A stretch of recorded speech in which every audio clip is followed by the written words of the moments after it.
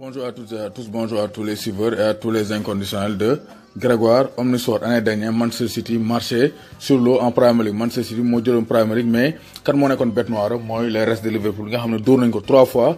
Donc l'année dernière 2 fois en Ligue des Champions aller-retour et une fois en championnat. Donc la légende du club Yaya Touré donc avait un peu parlé donc sur les deux stars des restes de Liverpool, à savoir Sadio Mané et Mohamed Salah. Donc il a tenu à rendre hommage à ces deux joueurs africains. Donc mu ne j'ai toujours eu de l'admiration pour Sadio Mané, dama musa am admiration pour Sadio Mané, dama ko bëgg, et j'avais même parlé de lui au coach pour le recruter. Nee na waxoon naa moom donc waxoon naa coach am pour mu donc recruter Sadio Mané ba mu nekkee Manchester City. Ne Sadio Mané ak Salah donc dañoo construire une homogénéité, dañoo dem ba déggoo au point qu'ils sont presque difficiles à arrêter. Donc neexuñu te surtout année dernière neexuñu woon te mais ren ils sont un peu distants mais toujours redoutables. Donc ils ont réussi à traumatiser les entraîneurs. Nee na daaw bu ñu waree dajeek Liverpool donc Pep Guardiola bu ñu doon def débriefing yi nee na Pep Guardiola lii la doon wax mu ne Sadio Mané donc c'est un immense joueur, il prend cet espace et Salah occupe cet espace. Nee na ci Sadio Mané ak Salah la doon focaliser bu doon def débriefing avant match yi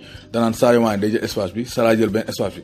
Donc il insistait trop sur Sadio Mané mu ne au cours du match am na joueur City bu pété les plombs ne donc tu as Sadio Mané et Salah en face, qu'est-ce que tu peux faire. Nee na boo amee Sadio Mané et Salah en face lan nga mën a def, parce que ñoom ñaar ils sont tellement talentueux que mënoo leen arrêter. C'est pour dire que ces deux-là donc ont réussi à traumatiser les entraîneurs et les joueurs, donc surtout l'année dernière. Mais ren seen doole gën naa wàññeeku parce que ils ne sont plus très collectifs, mais daaw ils ont traumatisé l'entraîneur Pep Guardiola. Te ren aussi ils continuent à traumatiser Guardiola parce que City ak Liverpool ñooy jongante pour le titre de Premier League te mën nañoo daje aussi en Ligue des Champions, qui sait. Donc Yaya Touré s'étonne également de la complicité entre ces deux ça. Donc daaw ils étaient très complices. Même ren Salah passe na quelques passes à Sadio aussi même chose, mais c'était pas donc la même chose que l'année dernière. Mais nee na ñoom ñaar daaw traumatiser entraîneur yëpp. Même Pep Guardiola buy débriefing ci Salah ak Sadio Mané lay insister parce que nee na sont des joueurs exceptionnels. Am na joueurs yoo xam ne sax il pète le plomb ne donc il pète les plombs ne Sadio Mané ak Salah ku jàkkaarloo ak ñoom lan nga mën a def.